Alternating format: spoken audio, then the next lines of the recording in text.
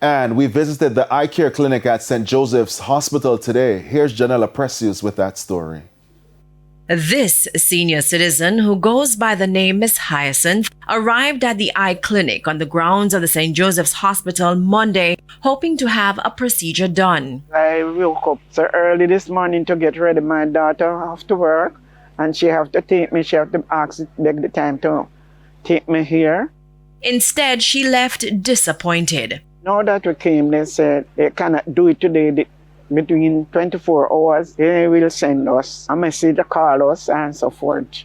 She's been receiving treatment for both glaucoma and cataract.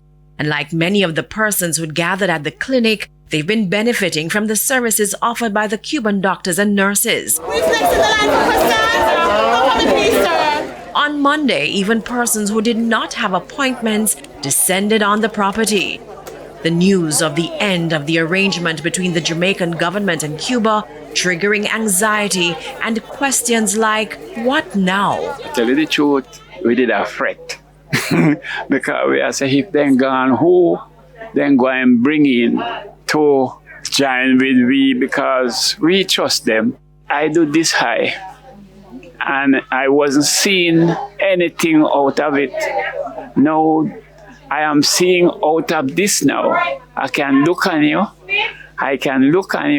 So I'm working on this one. Sitting below this Jamaica-Cuba eye care program sign, we met this woman who gave her assessment of the service provided by the Cubans. They're patient with you. You know, if some others, they would tell you that they have you carrying you. They don't explain, like the Cuban that explained to me and my mom, because we used to war.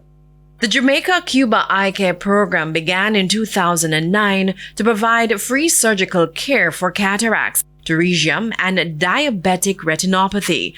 According to the Ministry of Health, more than 40,000 persons have been screened and over 20,000 eye surgeries have been done.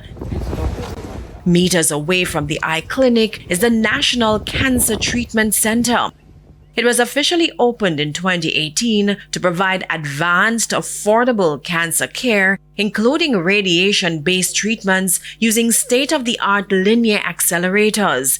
It's one of 2 such facilities in the country. Again, the Cuban doctors are at the core. We have 3 Cuban professionals. Our radiation therapists, 2 who are after Mr. Misi, our senior radiation therapist. On average, 60 patients are treated daily. The treatment lasts up to a month. There's currently a waiting list of 300 patients.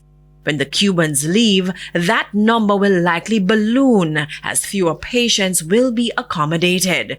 Recruitment has been slow, and so the future of the center is in limbo. What I would like to encourage our government to see if it's possible to move maybe at a quicker pace, because we are looking at lives out there, patients suffering from cancer. They need to come on board to be treated, because cancer is not a disease where you expect patients to wait longer before they can access health care. Janella Precious, TVJ News.